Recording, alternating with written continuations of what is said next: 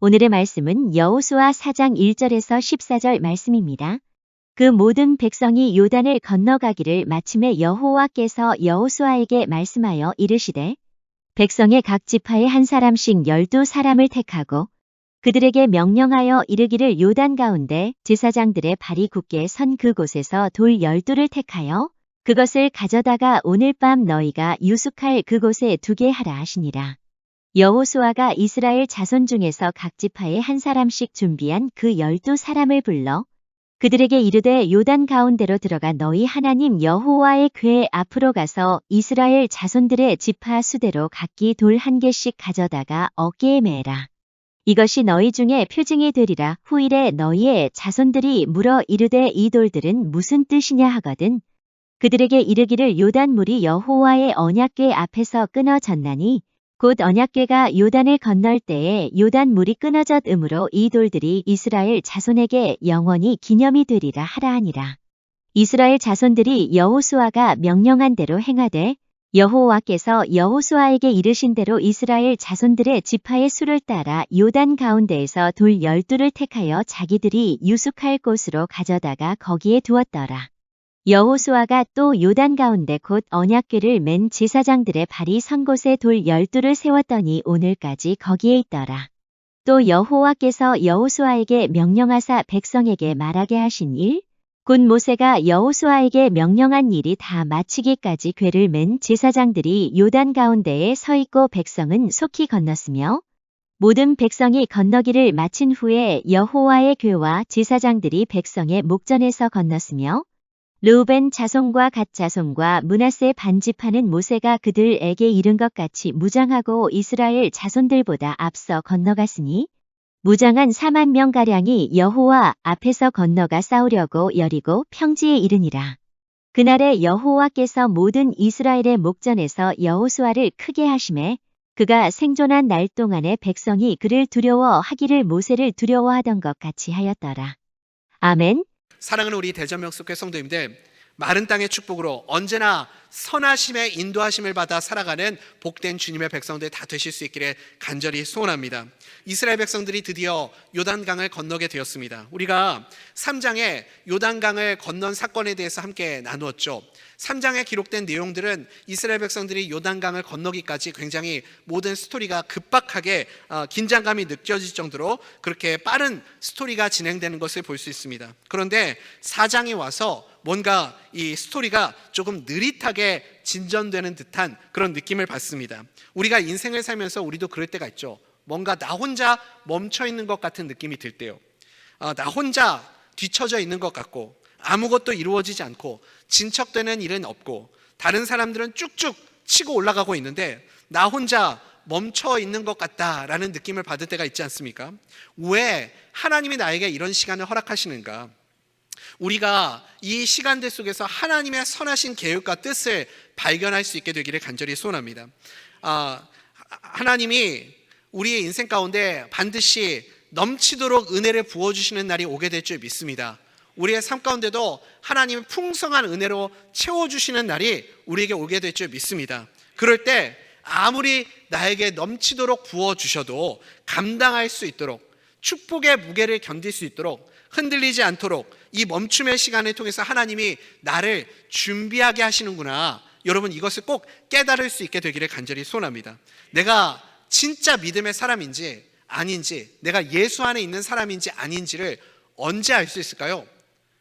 언제 내가 정말 믿음으로 살아가는 사람이구나 라는 것을 알 수 있을까요? 많은 분들은 고난이 찾아올 때라고 생각합니다. 가난할 때, 힘들 때, 궁핍할 때, 그럴 때는요 사실 잘 모릅니다. 언제 진짜 내가 믿음의 사람인가, 내가 언제나 예수 안에 있는 사람인가, 그것을 확인할 수 있냐면요 하나님이 넘치도록 부어주실 때입니다. 승승장구할 때, 승진할 때, 승리할 때, 거침없이 앞을 향해 질주할 때, 여러분 그럴 때요 내가 진짜 믿음으로 사는 사람인지 예수 안에 있는 사람인지 그때 나의 모습을 통해서 확인할 수 있습니다. 하나님이 넘치도록 부어주셔도 흔들리지 않을 수 있는 믿음의 사람들 될 수 있기를 간절히 소원합니다.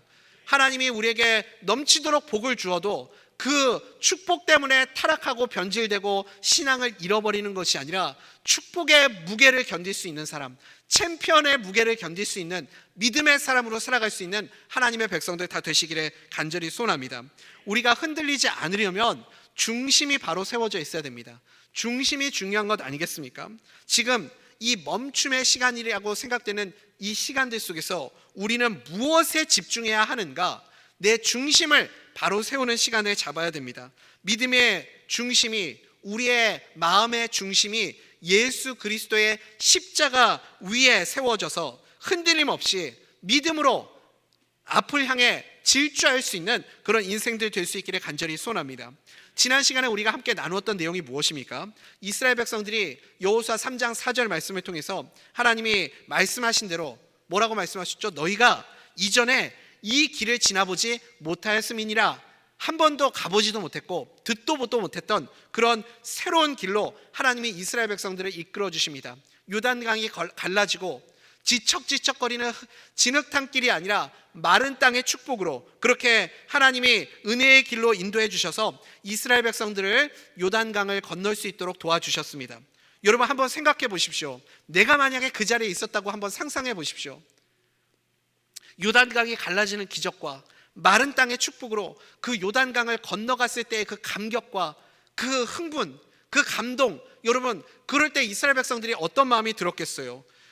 이렇게 마음이 뜨거워지고 흥분했을 때 이스라엘 백성들의 마음속에 이런 생각이 들었겠죠. 이 여세를 몰아서 여리고성으로 진격하자.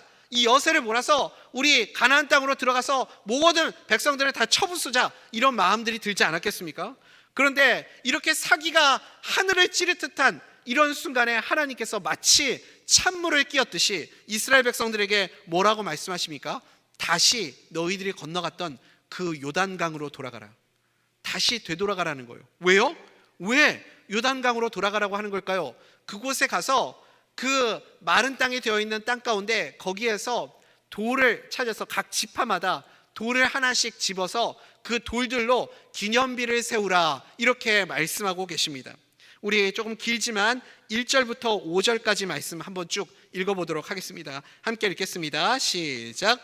그 모든 백성이 요단을 건너가기를 마침에 여호와께서 여호수아에게 말씀하여 이르시되 백성의 각 지파에 한 사람씩 12사람을 택하고 그들에게 명령하여 이르기를 요단 가운데 제사장들의 발이 굳게 선 그곳에서 돌 12를 택하여 그것을 가져다가 오늘 밤 너희가 유숙할 그곳에 두게 하라 하시니라. 여호수아가 이스라엘 자손 중에서 각 지파에 한 사람씩 준비한 그 12사람을 불러 그들에게 이르되 요단 가운데로 들어가 너희 하나님 여호와의 궤 앞으로 가서 이스라엘 자손들의 지파 수대로 각기 돌 한 개씩 가져다가 어깨에 매라. 아멘. 여러분 각 지파마다 돌멩이 하나씩을 찾아서 가져오게 한 이유가 무엇입니까?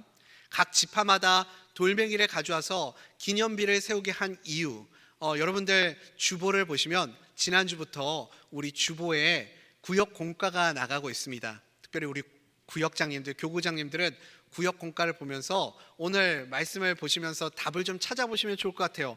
관찰 질문 1번의 질문이기도 한데요, 하나님께서 이스라엘 백성들에게 각 지파마다 이렇게 돌멩이를 가져오게 한 이유가 무엇인가? 우리가 세 가지 의미를 생각해 볼 수 있습니다. 첫 번째는 무엇인가? 당연히 이 기적이 누구의 손에서부터 나온 것이에요? 하나님의 능력으로부터 나온 것이다. 이것을 기억하라는 뜻 아니겠습니까? 이스라엘이 한 게 솔직히 뭐가 있습니까? 이스라엘이 뭘 했어요? 요단강 물이 갈라지고 마른 땅으로 건너게 하신 것은 전적인 누구의 은혜입니까? 하나님의 은혜인 줄 믿습니다. 이 모든 것이 다 하나님의 은혜였음을 기억하라 라는 것이 이 돌들을 세우라는 목적인 거죠. 그래서 여러분 오늘 본문을 잘 보시면 12지파를 상징하는 돌을 두 군데에다가 세워가지고 기념비를 세우게 합니다.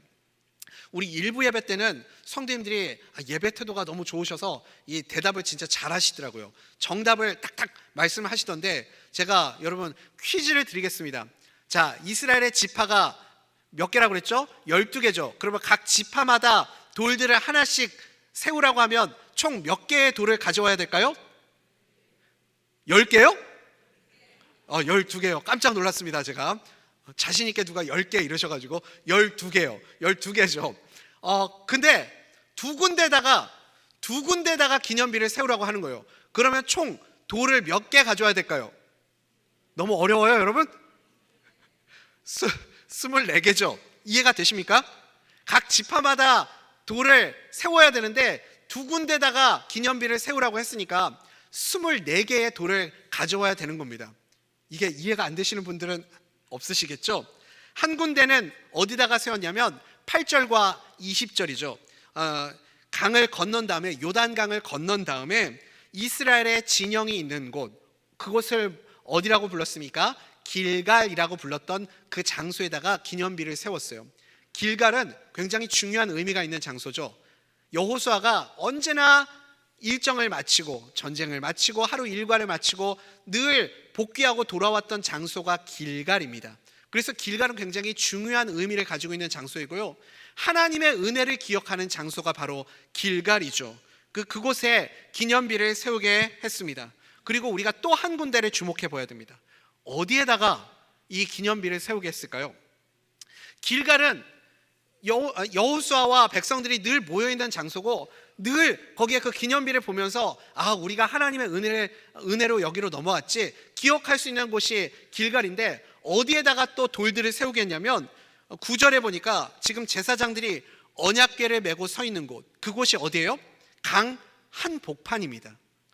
강 한복판에다가 지금은 마른 땅에 되어 있는 그 땅에 기념비를 세우라, 이렇게 말씀하고 계십니다.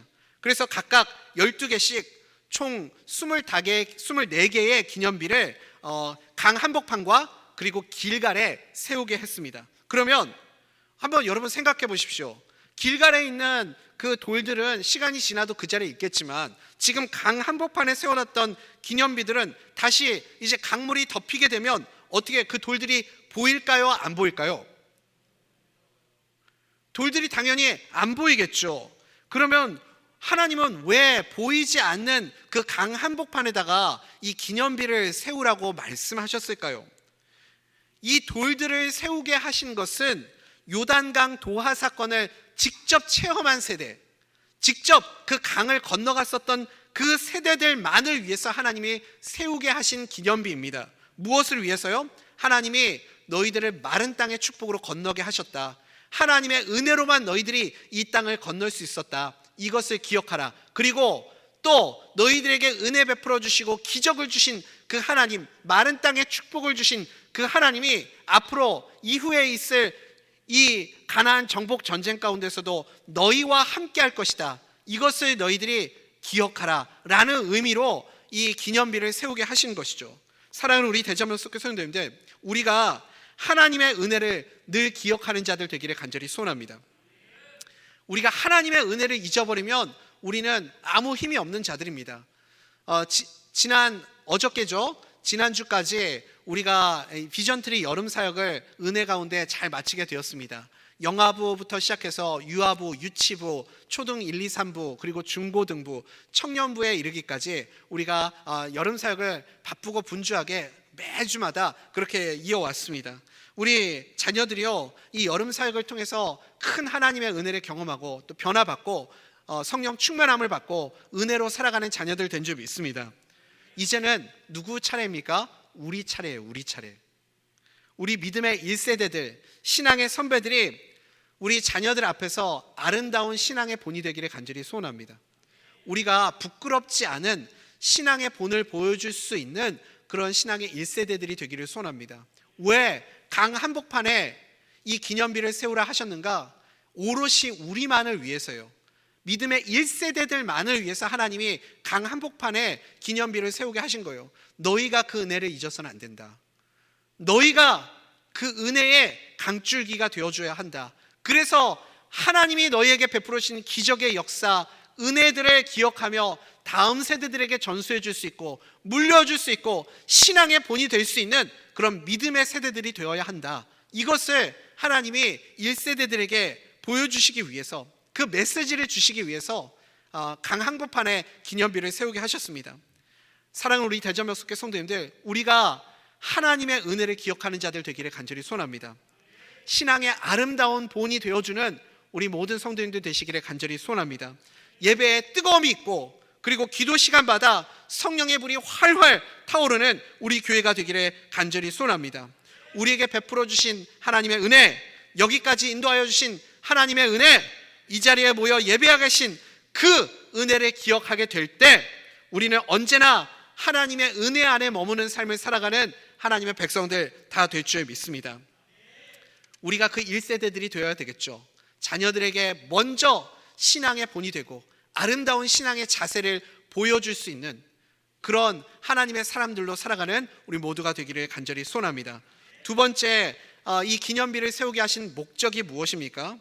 요단강 도하의 그 기적을 직접 목격하지 않은 다음 세대들, 이제 가나안 땅 정복 전쟁이 끝나고 그 땅에서 다음 세대, 여러 세대가 지나간 후에 그 돌들이 언제 세워졌는지도 기억하지 못하는 그 세대들이 생겨났을 때 그들에게 이 신앙의 유산을 물려줄 수 있도록 기념비를 세우라라고 말씀하십니다. 이것이 기념비를 세우게 된 두 번째 이유죠. 다시 말해서 돌멩이로 기념비를 세우라는 것은 다음 세대에게 신앙교육을 통해 믿음의 유산을 물려주라라는 뜻입니다. 우리 6절, 7절 말씀 한번 읽어보도록 하겠습니다. 시작.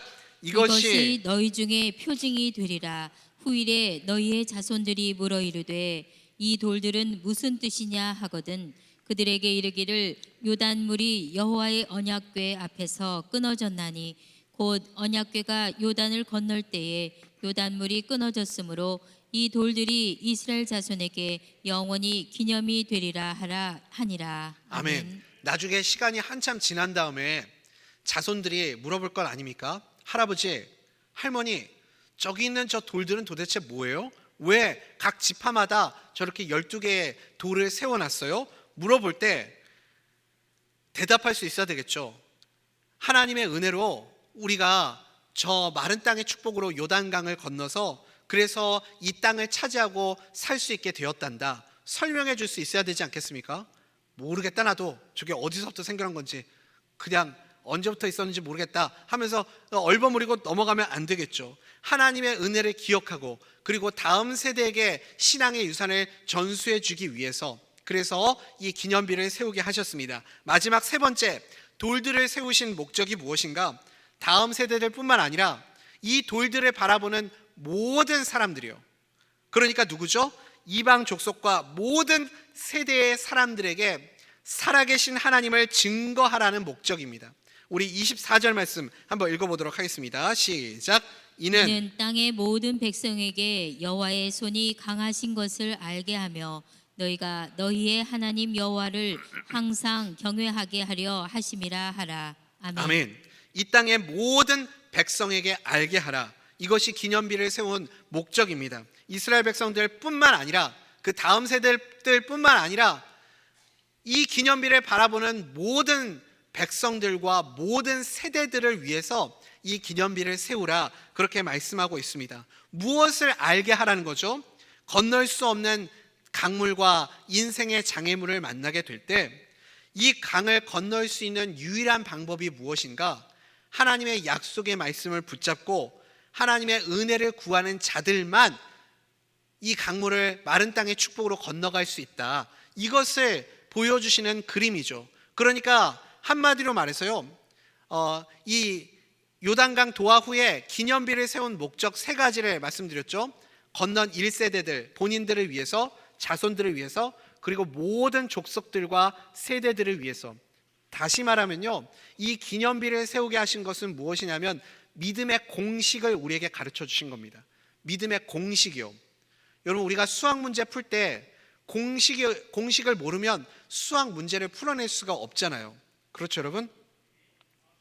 공식을 알아도 물론 우리는 잘 못 풀지만 그렇지만 공식이 중요한 거 아닙니까?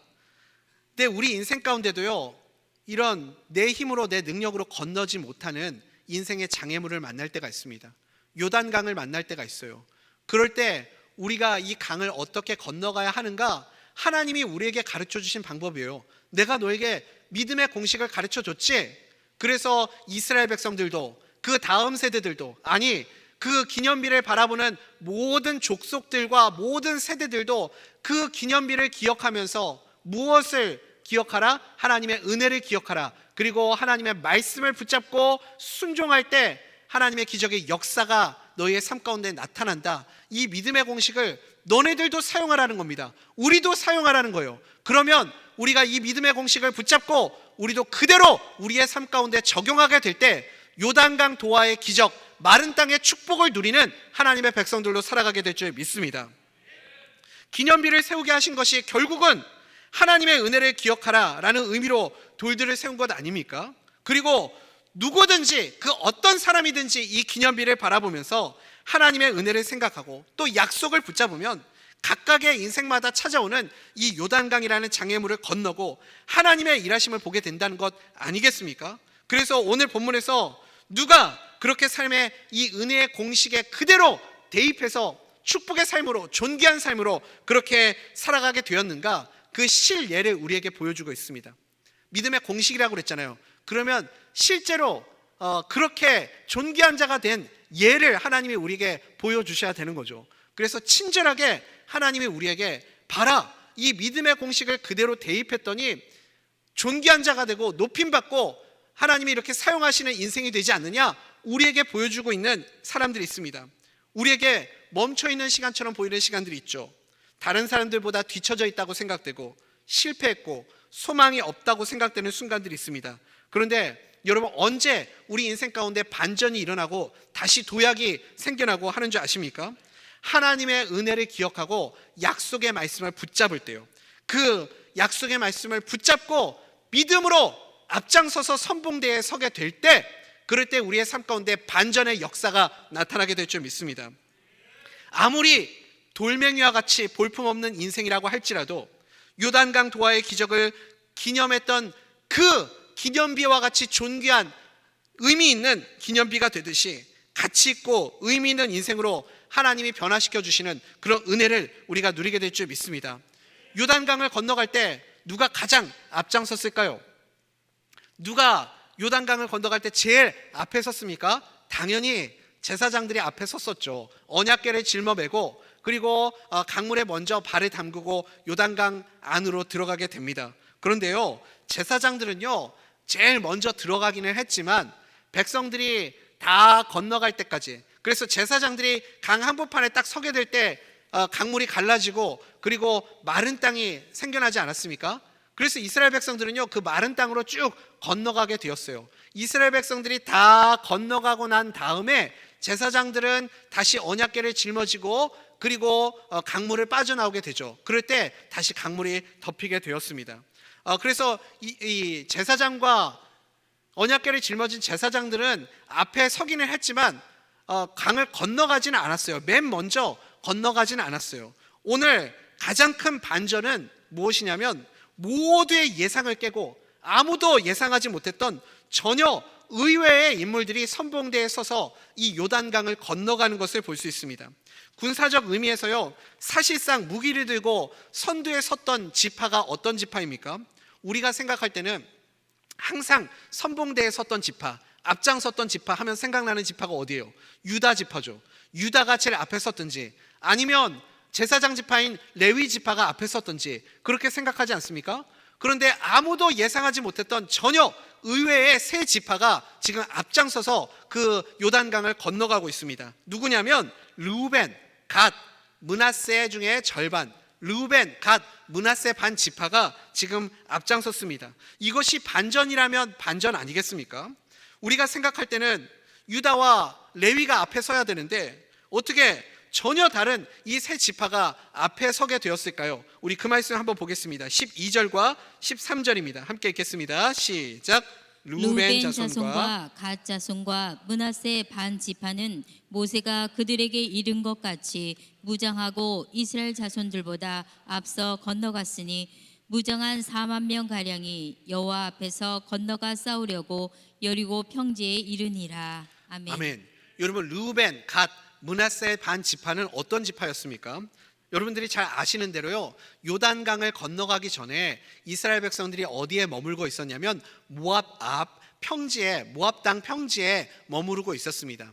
그런데 이 세 지파들은요, 요단강을 건너가기 전에 그 모압 평지에서 지내면서 나름 여기도 지내기 괜찮은데, 살만한데 라고 생각해서 거기에서 어떤 이야기를 하냐면, 우리는 요단강 건너가지 않겠습니다. 가나안 땅으로 들어가지 않겠습니다. 우리가 내 생명을 위협받은 그런 위협을 무릅쓰고 전쟁터에 나가지 않겠습니다. 이 땅도 충분히 살만하고 괜찮은데 우리가 이 땅을 차지하고 우리는 여기서 살 테니까 나머지 9지파는 전쟁터로 가든지 말든지 알아서 하십시오 라고 하면서 거기에 그냥 눌러 앉아 버리겠다고 으름장을 놨습니다. 이 세 지파는요, 가나안 땅에 진입하는 것에 있어서 가장 소극적인 지파였습니다. 아니, 부정적인 지파였어요. 그래서 이들이 여러분 모압 땅에 계속 머물러 있겠다고 하니까 얼마나 이 백성들의 사기가 떨어졌겠습니까? 안 그래도 전쟁터에 나간다고 하면 무섭고 두렵고 떨릴 텐데, 그런데 이 세 지파는 우리들은 가지 않고 여기 머물겠다, 너네들끼리 가라 하니까 이 전쟁의 사기도 떨어지고 두려운 마음도 더 커지고 그랬겠죠. 그래서 이것을 못마땅하게 여긴 모세가 이 세 지파를 찾아가게 됩니다. 그리고 르우벤, 갓, 므낫세를 불러가지고 이야기를 하는 거죠. 그래, 좋다. 너네들이 이 땅을 차지하고 싶다면 너희들이 이 땅을 가져도 된다. 그런데 그러면 나머지 백성들은 전쟁터에 나갈 때 무슨 동기부여가 있고 무슨 힘이 생기겠느냐. 그러니까 너희들이 나머지 이스라엘 백성들을 위해서 전쟁터에 나갈 때 앞장서라. 그러면 모압 땅도 너희가 갖고 약속의 땅 가나안 땅에 들어가서 하나님이 주시겠다고 약속하신 그 땅들도 너희가 차지하게 될 것이다. 그러면 더 많은 땅을 너희가 갖게 되니까, 그래서 선봉대에 서서 너희들이 앞장서는 모습을 보여주어라, 그렇게 요청을 한 거죠. 그랬더니 또 이 세 지파가 모세가 좀 무서웠나 봐요. 모세가 그렇게 얘기하니까 막 으름장 놓고 우리는 배째라고는 안 했겠죠.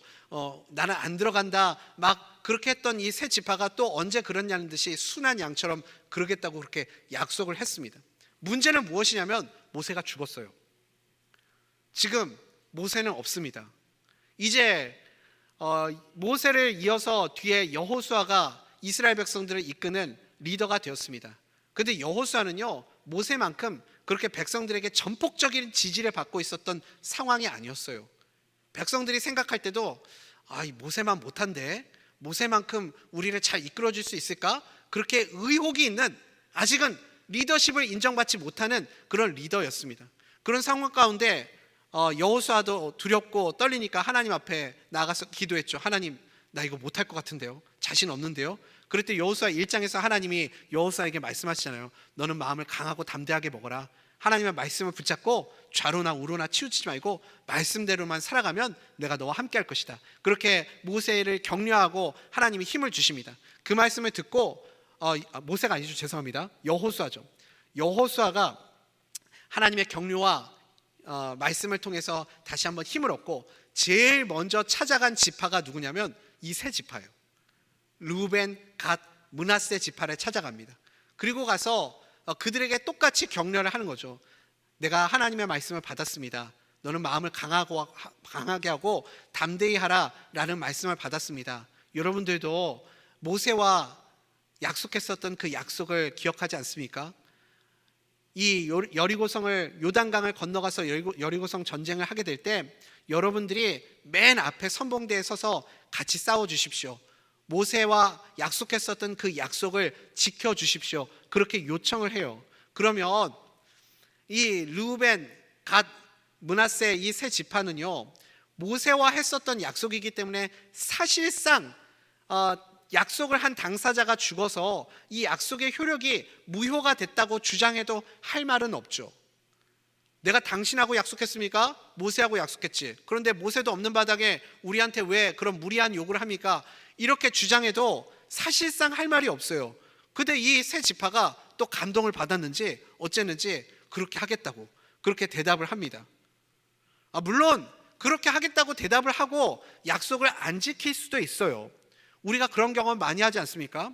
우리 대한민국에서 제일 전도하기 힘든 지역이 어디냐면 충청도라고 그러죠. 충청도는 거절이 없잖아요. 여러분 그거 아세요? 충청도는 절대 싫다고 얘기 안 해요. 오늘 이번 주에 우리 교회에서 전도 축제 하는데 한번 교회 와봐. 아유 그러자 뭐 그러지 뭐 이렇게 간다고 그러잖아요. 꼭 올 거지? 아유 알았슈. 약속한 거지? 아유 봐서. 아유 진짜 오는 거 맞지? 아유 뭐 속고만 살았슈? 그러면 이제 오는 줄 알고 그러면 주일날 아침에 9시에 내가 교회 앞에서 기다릴 테니까 꼭 와요 하고서는 가잖아요. 근데 주일날 아침에 기다리면 와요 안 와요? 안 와요. 그래서 아유 지난주에 왜 교회 안 왔어요? 그러면 우리 충청도 분들 꼭 그렇게 대답하잖아요. 어쩐데요? 그러니까 참 이게 말로 약속하고도 약속을 지키는 건 또 다른 의미거든요. 말로 약속했다고 그 약속을 지키는 것은 쉬운 일이 아닙니다. 그런데 있잖아요, 참 신기한 일이에요. 이 르우벤, 갓, 므낫세 반 지파요, 지금까지 어떤 지파였습니까? 가장 부정적인 지파였고 이 늘 불평불만을 만드는 지파였고, 그래서 이스라엘 백성들 가운데서도 사사기에 보면요, 이 지파들은 늘 뒤처져 있고 뒤로 빠져 있고 주목받지 못하고 그렇게 늘 인정받지 못하던 지파들이었습니다.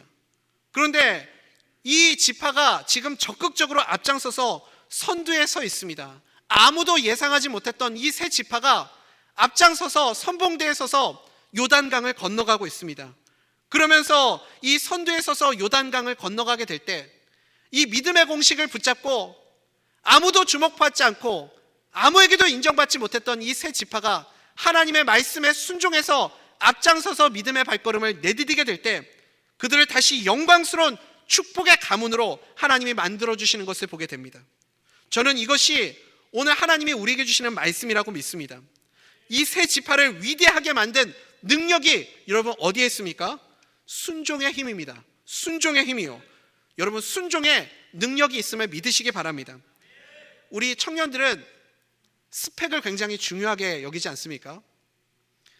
스펙을 쌓고 이력을 쌓고 경력을 쌓고 이런 것이 내 미래를 결정짓고 내 미래를, 좋은 미래를 나에게 허락해 줄 것이라고 그렇게 생각하고 살아가지 않습니까?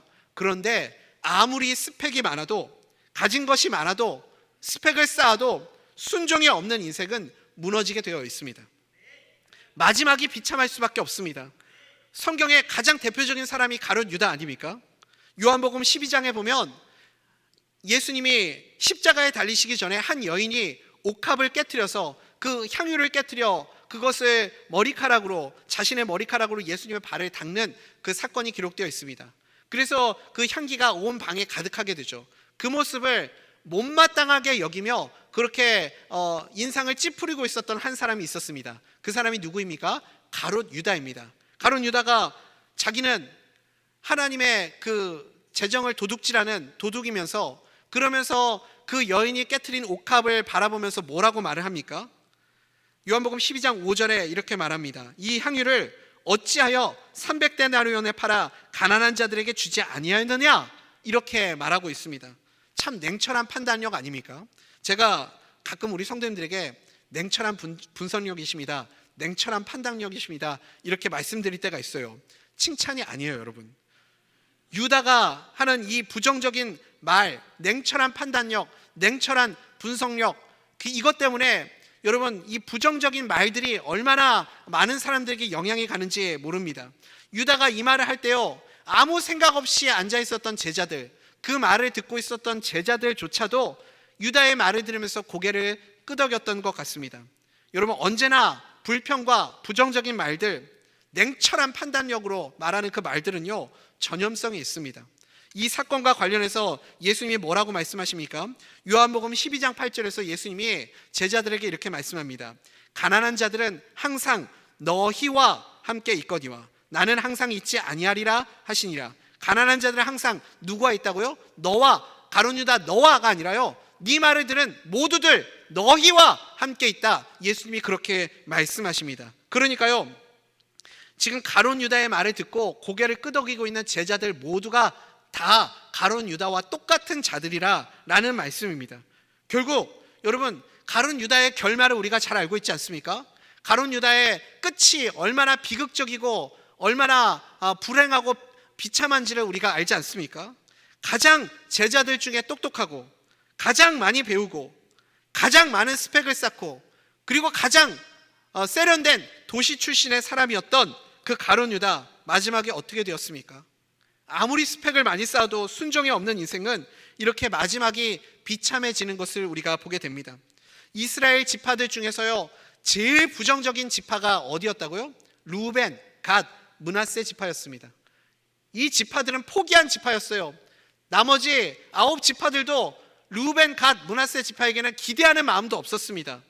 어쩌면 이들은 가룟 유다 못지않게 비참한 최후를 맞이할 그런 운명이었을지도 모르겠습니다. 그런데 무엇이 그들에게 반전을 일어나게 만들었습니까? 무엇이 그들의 인생에서 역전이 일어나게 만들었습니까? 순종입니다. 순종의 능력이 그들을 다시 일어서게 만들었습니다. 아무것도 없어 보여도, 내세울 것 없어도 순종하면 하나님의 역사를 보게 될 줄 믿습니다. 순종이 얼마나 강력한 힘이 있는지 아십니까? 요한복음 2장에서도요, 가나의 혼인잔치에서 예수님의 명령을 듣고 순종해서 그 말씀을 따른 사람들은 누구죠? 하인들입니다. 아무도 주목하지 않고 가장 미천하고 천하디 천한 신분을 가지고 있었던 그 종들, 그 하인들. 그런데 그들이 예수님의 말씀에 순종해서 믿음으로 실행하니까 하나님의 영광을 보지 않습니까? 주인도 모르고 하객도 모르고 아무도 모르는 거예요. 도대체 이 좋은 극상품의 포도주를 어디서 가져왔느냐? 이 포도주 어디서 구했느냐?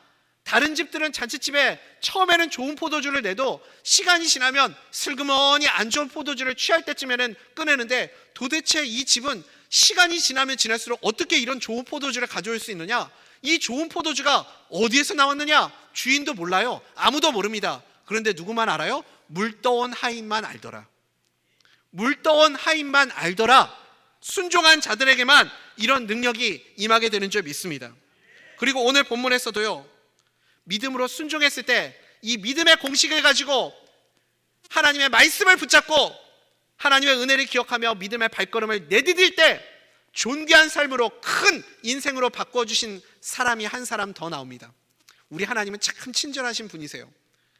르우벤, 갓, 므낫세 지파를 예로 실예를 들어서 우리에게 보여주셔도 우리가 잘 못 믿을까 봐, 정말 이 믿음의 공식을 내 삶에도 적용하면 정말 나도 인생의 반전이 일어나고 정말 하나님의 은혜를 누리는 삶을 살아갈 수 있습니까?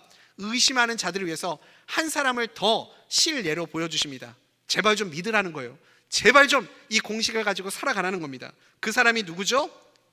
이스라엘의 두 번째 리더 여호수아입니다.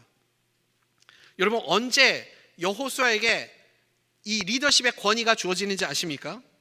하나님이 언제 그를 크게 하시고 높여주시는지 아십니까? 하나님의 말씀에 순종했을 때입니다. 순종했을 때 하나님이 여호수아에게 권위를 주시고 그를 크게 만드시고 모세 못지않은 리더십을 그에게 허락하시는 것을 볼 수 있습니다. 우리 14절 말씀 우리 주목하면서 또박또박 한번 읽어보도록 하겠습니다. 시작. 그날에 여호와께서 모든 이스라엘의 목전에서 여호수아를 크게 하심에 그가 생존한 날 동안에 백성이 그를 두려워하기를 모세를 두려워했던 것 같이 하였더라. 아멘. 여러분, 모세의 권위와요 여호수아의 권위는 엄청난 차이가 있습니다. 모세의 시대에는요 아직 하나님의 말씀이 완성되지 않았습니다.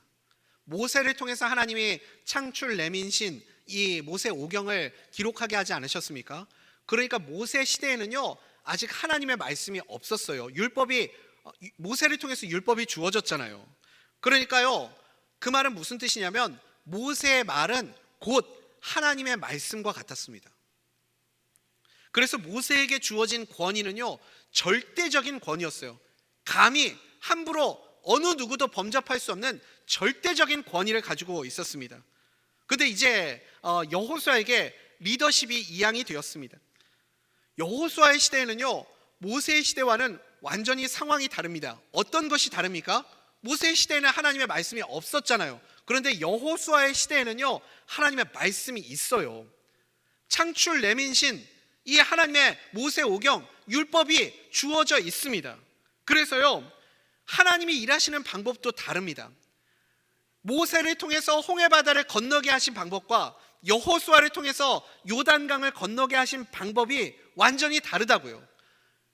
모세를 통해서 홍해바다를 건너게 할 때는 모세의 지팡이, 하나님의 역사를 상징하는, 하나님의 기적을 상징하는 그 모세의 지팡이를 들어 올릴 때 홍해바다가 갈라지는 기적이 나타났습니다. 그런데 요단강을 건너갈 때는 어떻게 해야 이 강을 건너갈 수 있습니까? 철저하게 하나님의 말씀에 순종할 때에 기적의 역사가 나타나는 줄 믿습니다. 하나님이 지시하신 그대로 제사장들이 언약궤를 메고 건너가라 하시면 그 말씀 그대로, 그리고 요단강 가운데로 들어가라 하면 그 말씀 그대로 순종하고 행하였을 때, 그 말씀에 순종할 때 강이 갈라지는 기적이 나타났습니다.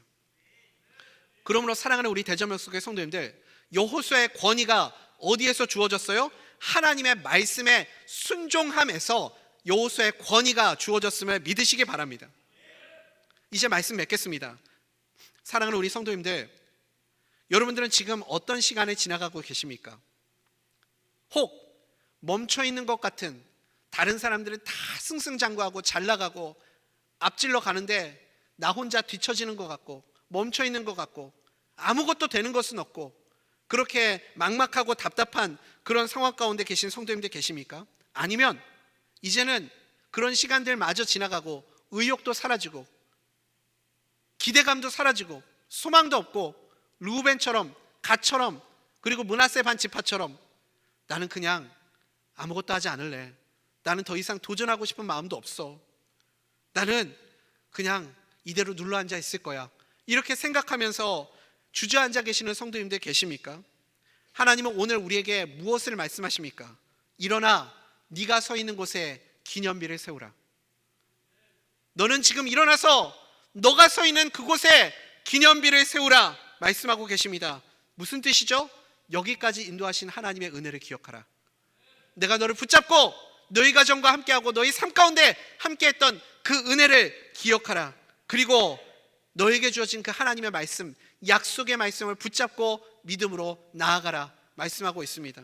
우리의 삶 가운데도요, 여러분, 인생의 기념비가 다 있지 않습니까? 여러분에게 하나님이 주신 인생의 기념비는 무엇입니까? 내가 체험했던 하나님의 은혜, 모든 사람들에게 하나님이 우리에게 주신 기념비가 있습니다. 어떤 분들은 교회에서 찍은 사진들을 한번 돌아보십시오.